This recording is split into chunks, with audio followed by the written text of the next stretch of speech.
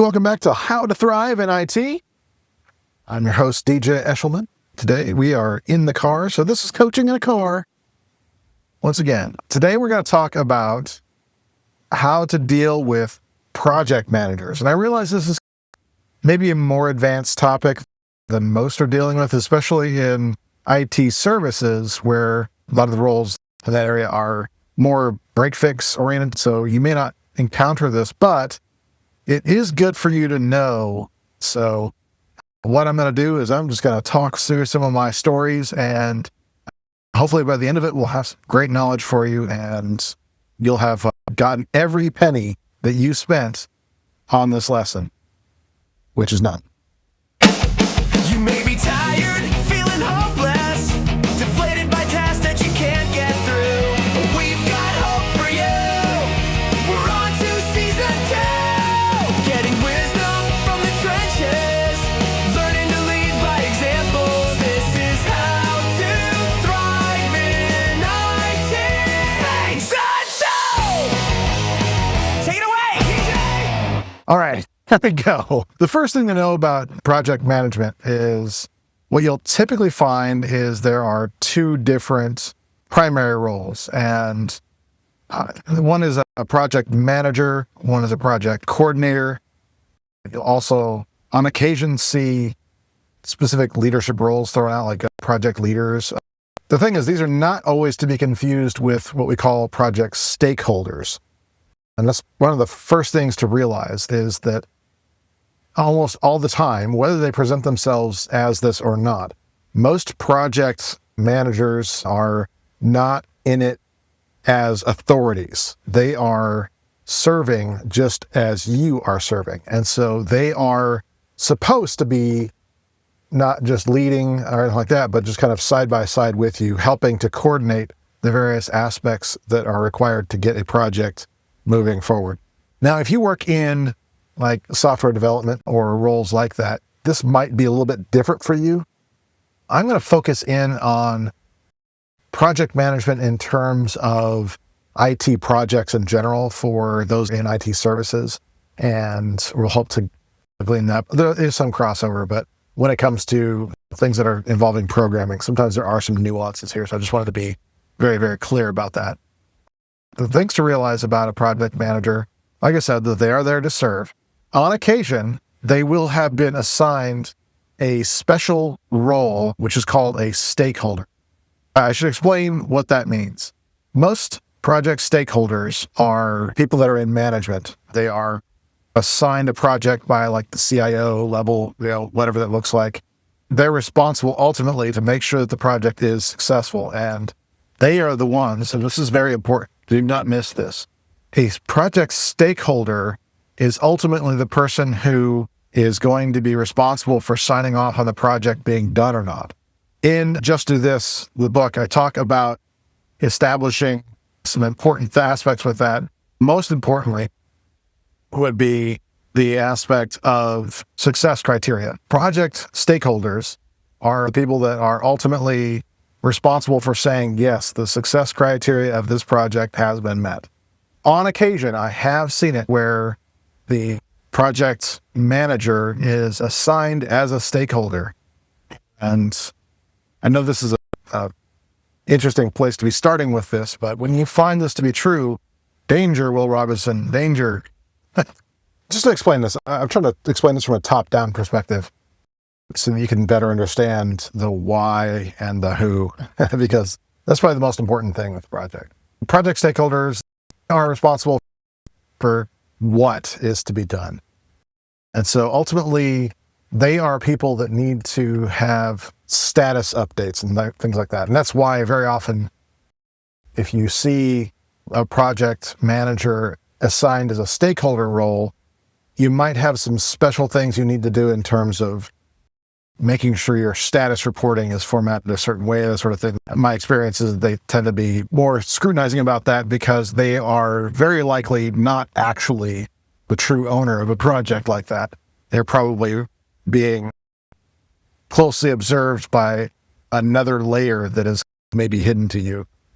And I've often seen IT departments that have basically an ongoing project management, what do they call that? Basically department, basically, where they are a project management organization or a PMI within IT. So sometimes you will see that where the project manager is part of that. But a lot of times what you'll see is also a project coordinator, like I mentioned. And the project coordinator tends to be somebody who is more in the realm of moving the people and resources around as need to be. And these are not often as in the weeds as much as that is. It doesn't mean they're less important. Do not misunderstand me on that. If a project is important enough to have both a manager and a coordinator, for example, it's very, very crucial to pay attention to who does what and why. And just know that, like I said, in most cases, these people are here to help. They're not here to hinder. But that being said, it has to be noted, because I'm not a person who is going to blow sunshine in certain places or paint a rosy picture where none is warranted. I am going to tell you that a lot of project managers and coordinators I've worked with over the years have an overinflated sense of importance to the project. You will on occasion find project managers that seem to be more in the mode of advancing their own career. And so they might be the personality type that are very likely to use those around them to try and take credit for things they've done, essentially, or try to make it sound like the project wouldn't have succeeded without their presence. Those are personalities that you will encounter in the marketplace. I hope you don't, but honestly, it is something to be mentally prepared for, because they are amazingly frustrating to deal with. And you know what? There are just as many people that are like that in the IT world too, where they will be very quick to try and take credit where credit is not due, because they live in a scarcity mindset, and they'll try and advance their career through manipulation. If that's you, please don't be you. Please change that about yourself. I promise you that there is plenty of credit and work to go around. We are not in a place where there is a shortage of things to be done or importance to these things. In fact, very rarely do I talk to an IT organization at this point that doesn't have some level of technical debt. This is another reason why I'm recording this, is I want to try and do what I can to help bridge the gap a little bit and help with this. Because at the end of the day, as much as it pains me to say this at times, ultimately the projects that I've been on that have good project management and those that don't are really obvious, and project management tends to pay for itself really well when it's done properly and when the team works with the project managers appropriately. So again, it's one of those things where every now and then you will encounter the personalities, so just be ready for that, deal with it appropriately. Ultimately, what I try to remind people is that your job is just to get it done, and the people that are knowledgeable enough to do things like promote you or reward you will see right through any of that kind of stuff that a person trying to manipulate will try and say. There's some other things you need to know about with project management, and that a lot of times you'll have a breakdown of the order of tasks and things like that. And sometimes they will even actually have a methodology in mind. But what I find with most IT projects, if they are not immediately knowledgeable about how these things work, then it can be challenging. I've worked with enough on both sides to know the difference, and I've worked with enough that on both sides that don't talk to each other very well as well. Let's say, for example, the times I was with Citrus Consulting, very often we would have a client's project manager that I'm working with, but just because I also have a project manager on my side that's focused on delivery does not necessarily mean that those two are talking to each other in terms of what the project needs. A lot of times they are just having meetings. And again, I'm just being honest that a lot of times you'll just have meetings and they won't really be valuable for you, but a lot of times the purpose of these meetings, especially any kind of status update meetings, it seems pointless to you because you're just rehashing things that have already been done. And you're spending time that is not doing more work. And so it can be very frustrating to an IT person to be part of those meetings. But here's the reality. Generally, the most important things that are identified out of a status update meeting, if they're doing their jobs correctly, are any blockers that you have, any things that are going on, I mean, aside from that meeting, of course, that are keeping you from being able to be successful. Are there resources that they can call in or they can bring to management's attention on your behalf that require be done so you can be successful? This happens all the time, especially when in my kind of roles where I'm an outside consultant coming in. A lot of times there'll be an assumption. Actually, it's scary how many times there's an assumption that, oh, we'll just let you work with Steve. He's the IT guy. He's got it. Well, the problem is Steve also works with Aaron and Ben and all these other people that are in various other departments that do various other things like storage and hypervisor and all this and networking and all these kind of things that are separate from what you're there to accomplish. And not all management, project management, whatever, are good at communicating that.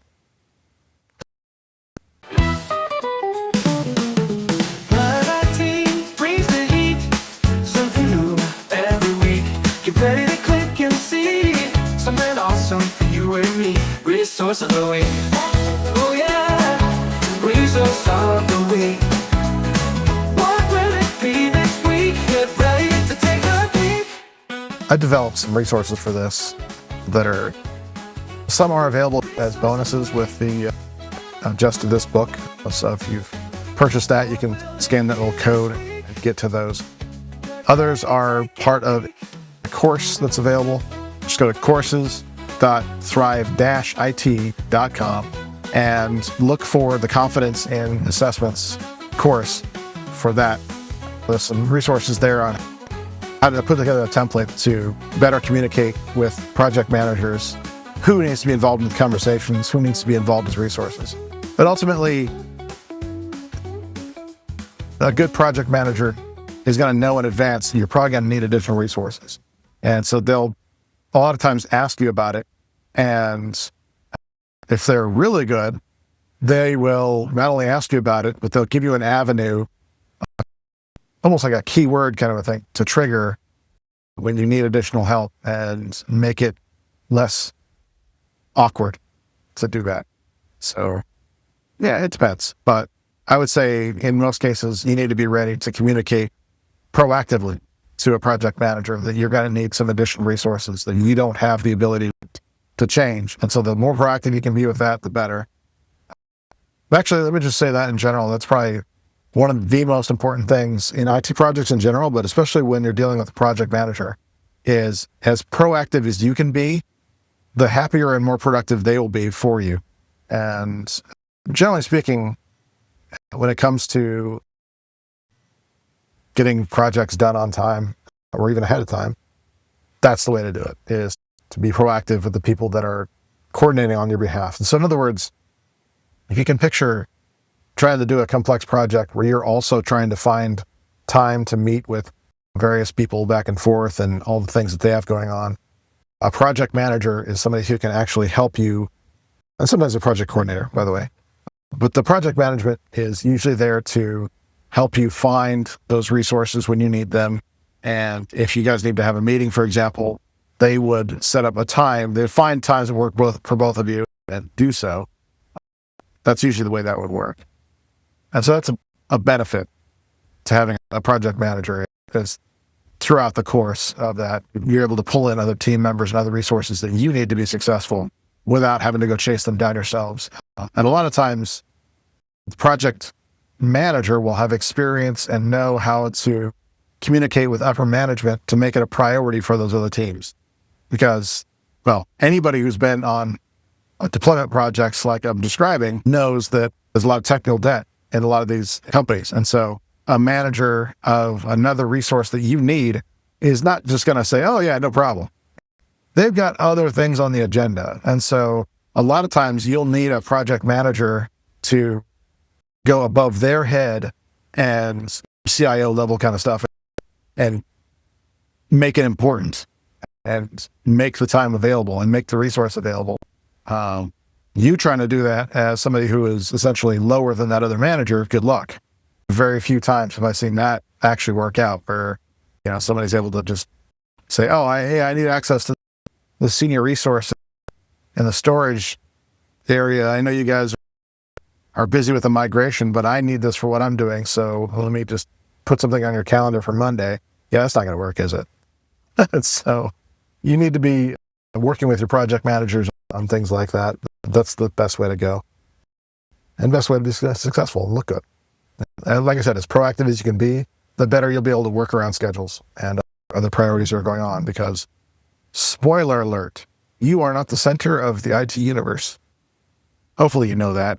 Anybody who's got enough patience to listen to me probably already knows that, but just saying. Another factor here when it comes to project management and dealing with project managers is just understanding how a flow works in a project. Now, this is going to vary. And I'll be honest, one of the reasons why I wrote the book was because I've seen so many variances and so many overly complicated things to do. Most project managers will get out Microsoft Project and start going nuts. It's trying to assign, okay, this is going to be blocking time for this and the other. If they're like that, it's because they probably have to be.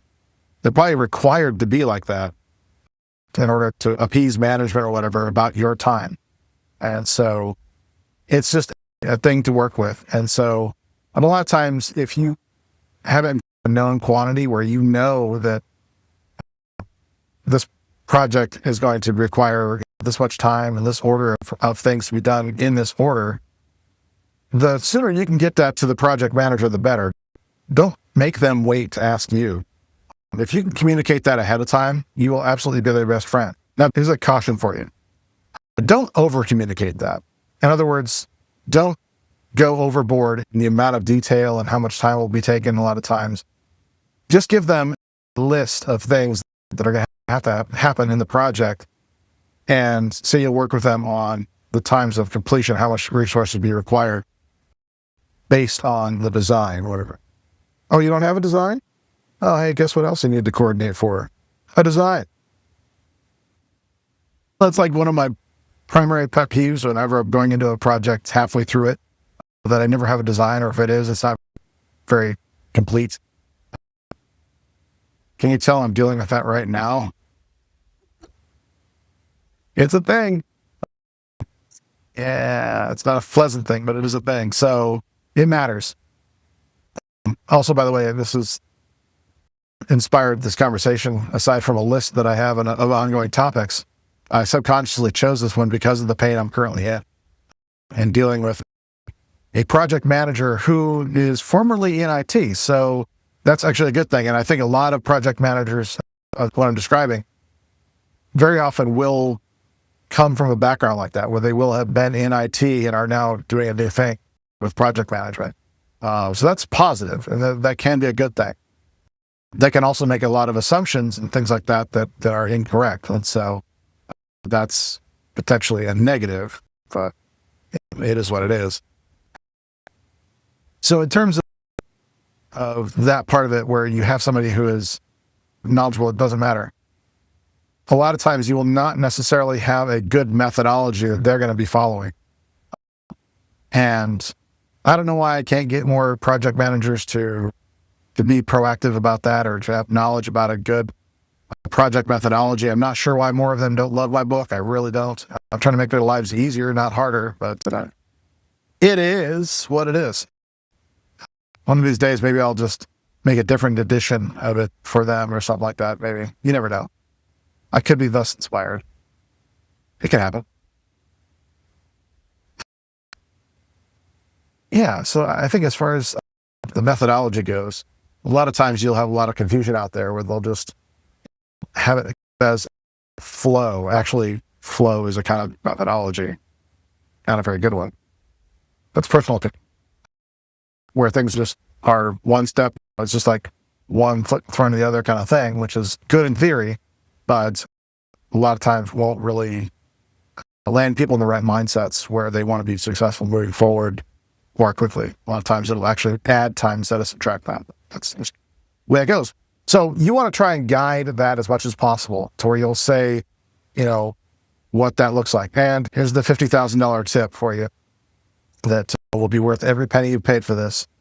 And that is that what you should be looking to achieve, and almost every project manager wants, is what are called milestones. Now, the average IT person that I talk to, really to them, milestone is it's done. They don't want to deal with the little steps along the way.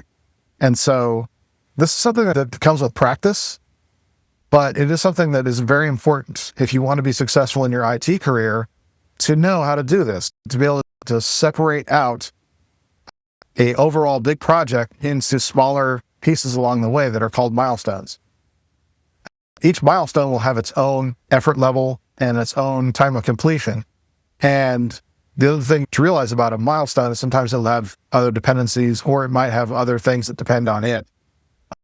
And so let me give you an example from the Citrix world, because that's what I do most of. So you might have a milestone of getting applications installed to a base image. And the goal with that is to have a first test deployment of that and then have that be successful. So your milestone is actually successful testing of the base image. And that's criteria around what success looks like for that, of course. But did you catch that there's steps along the way? And so you're defining those steps as parts of the milestone. Now, they're not milestones necessarily in and of themselves.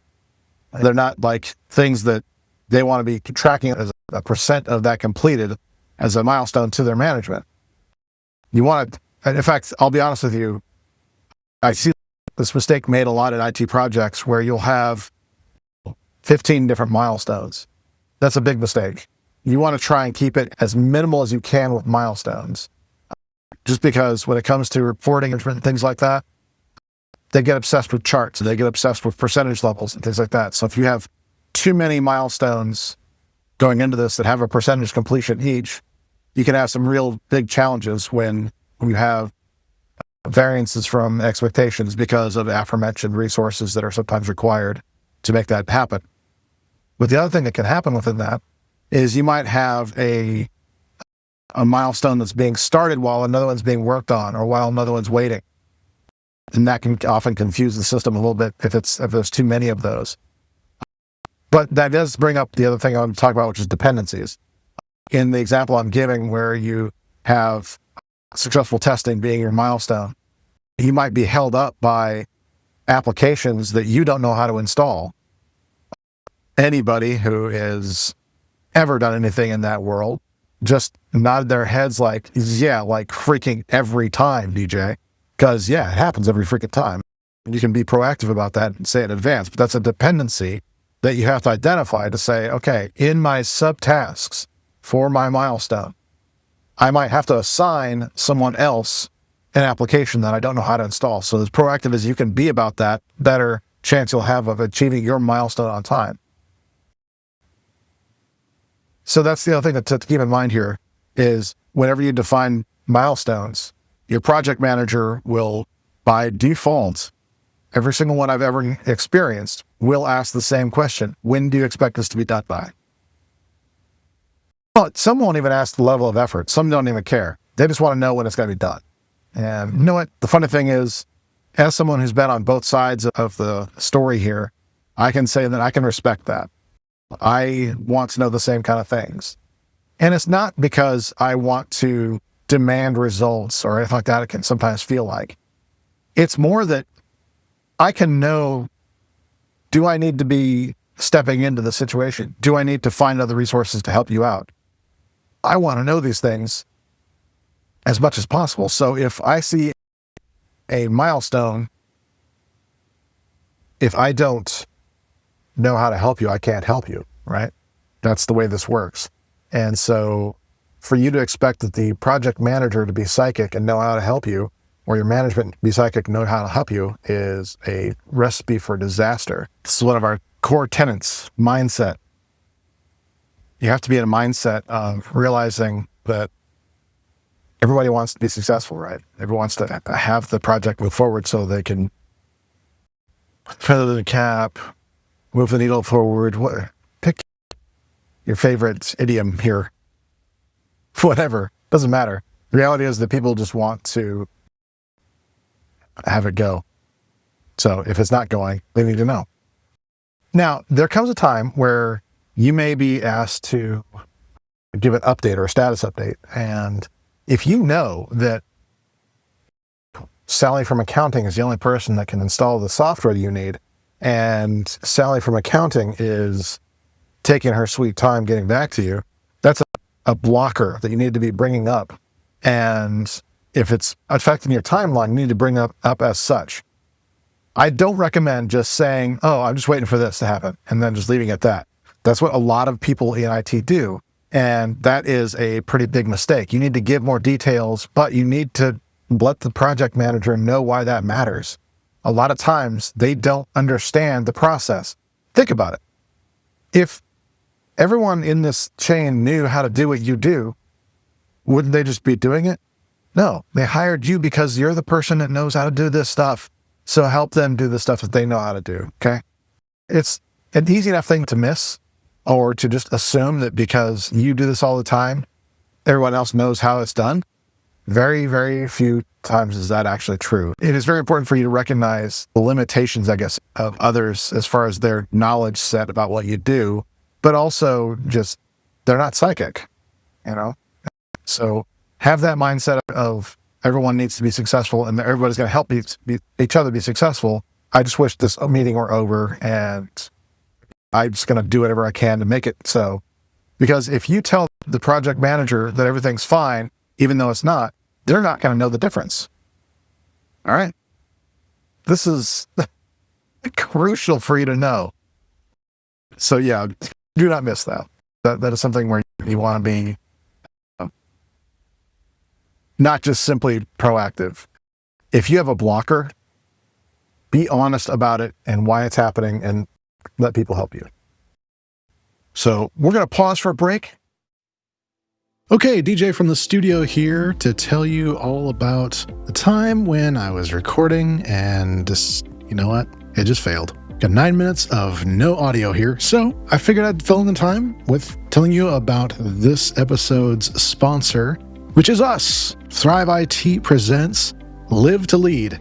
Live to Lead is an event that is going on virtually, and you'll be able to attend January 24th, 2026, with AI and automation creating a race to the bottom in information technology services. The question is, how can you provide the most value and still be valuable to your company? The answer is, learn how to lead. Leadership is not a title, it's an orientation. Those who lead, whether they are paid for it or not, are much harder to replace. And let's be blunt, they are more likely to survive cuts and layoffs. Investing in your leadership skills is paramount. Live to Lead is the premier annual leadership event held in Orlando every year after the International Maxwell Conference. Live to Lead IT Unfrozen is a specifically licensed replay event of the same speakers without the need for missing work, resort hotel, travel, parking, resort food prices, or frankly, being in Orlando in August. You can attend for far less right from the comfort of your own home or office, or really go for it and attend it from the beach. We don't mind. The 2025 event had world-class speakers like John Maxwell, Jesse Cole of the Savannah Bananas, Anthony Trucks, and more. Live to Lead IT Unfrozen steps it up another level by adding content specifically curated for those in information technology who want to integrate leadership concepts into their work, title or no title, to be ready for 2026. So to sign up, all you need to do is go to l2l.thrive-it.com. That's l2l.thrive-it.com. This event will change your life just like it changed mine when I was there live. And I am so happy to be licensed to bring this exclusively to you. All right, let's get back to it. Okay, I have gone on and on. I could talk for hours about this, obviously. So let's wrap up with one final thing. And it's one of those things I wish I didn't have to talk about, but I do. And that is how to deal with the project manager that always wants to be in your meeting. Now, it took me some time to discover why this was always happening, because it was always happening to me. And the question that I was asking was always the same. Why is this person in our meeting? It's a technical meeting. Why is this person here? Don't they have anything better to do? Are they just spying on us to make sure we're working? What the heck is going on here?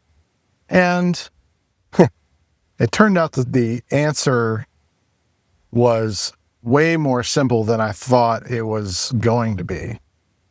And it's just a reality of the world we're in. So a lot of us are familiar with IT certifications, where we need to have a certain knowledge, pass a certain test, that sort of thing. In the project management world, there is a lot of similar things. But there's a stipulation with a lot of these that they need documented project management hours. Now, I have known a shocking number of these folks that instead of actually doing project management hours, they will put on their calendar lots of meetings and list them as project management hours. It's not very honorable, but it is something that happens a lot. What to do about it? There's a lot of strategies here. One of which is straight up to call them out on it and ask them if they have a reason to be in your meeting, sort of thing, and say, you're not required for this meeting. It's a technical meeting, for example. It's like, I don't know why you're here. So it'll happen from time to time. It just will. And the other ways you can, if it's becoming a problem where their presence is disruptive and they're asking lots of questions that don't matter. And this is, again, I'm saying this from experience. This has happened to me enough times that I need to call it out, where you have a project manager, especially those that used to be technical, that will start inserting things into the conversation, trying to fix a problem. Their intentions are good, but a lot of times they're not up on their skill sets. They're not already have been part of the conversation. They're just inserting themselves in to either feel validated or to get project management hours. The reality of that is that sometimes that needs to be handled a little bit differently. And sometimes, if it is becoming disruptive, I usually recommend taking it in a couple different steps. One is to be very appropriate and direct with the project managers. Hey, just want you to know that we appreciate your efforts here, but your presence during the meeting here is disrupting. It's actually causing the project to be behind. So in other words, speaking their language, saying, we appreciate your wanting to help, but your presence here is actually degrading our ability to deliver on time. Now, if it's not true, if you just don't like that being there, that's probably not the appropriate thing to say. But if it is something where they're being disruptive, then that's the way to handle that. First level. Second level is to, also second level, I think, is also speaking their language. Being proactive about when a meeting is called and you see that the project manager is in the meeting, do what you can to make them feel confident that you've got it covered. That it's like, okay, here's the agenda for this meeting. I'm going to lay these things out. Here's what we're going to do. Here's our goals. I will get you notes of the outcomes of the meeting. There's no need for you to be in this meeting. If you call it out like that, especially via email, and that can have a bunch of different things. One, obviously, it helps kind of diffuse things a little bit, but it also, for a lot of them, I mean, I've seen a lot of project managers that really just want to be sure that things are kept on task. And on schedule as far as that goes. Make sure there's no rabbit trails emerging and things like that, which happen all the time. We're IT people. We don't default to quick conversations. I don't know why, but it tends to be true.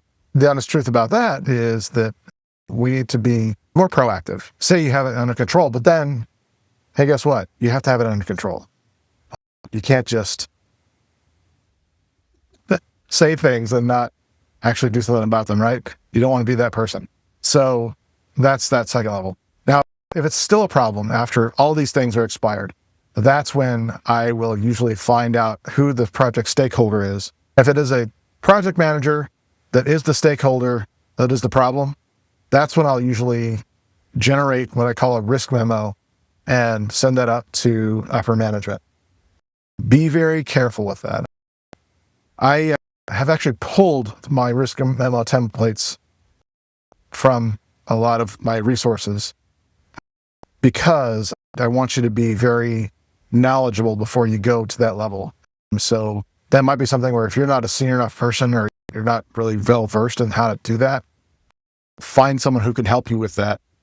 Because once you declare a risk memo, once you declare that a project is under risk, you need to be able to back it up and you need to have a plan of action going forward. And so if that involves the project manager being overly insertive into a conversation, that is a separate style problem that needs to be dealt with separately. So I hope that's helpful to you. If you have any questions, feel free to find a mentor, because that is what one of our core tenets is, mentoring around here. So if you need mentoring from me, that is available. If you want your company to hire me, that's the app we're currently pursuing. So there's that. So anyway, hope you have a great day. I hope this was helpful to you. If there are other things you want to discuss, I'll have a link down below where you can fill out a survey and help us find more topics to talk about in these little conversations. So have a great one, everybody.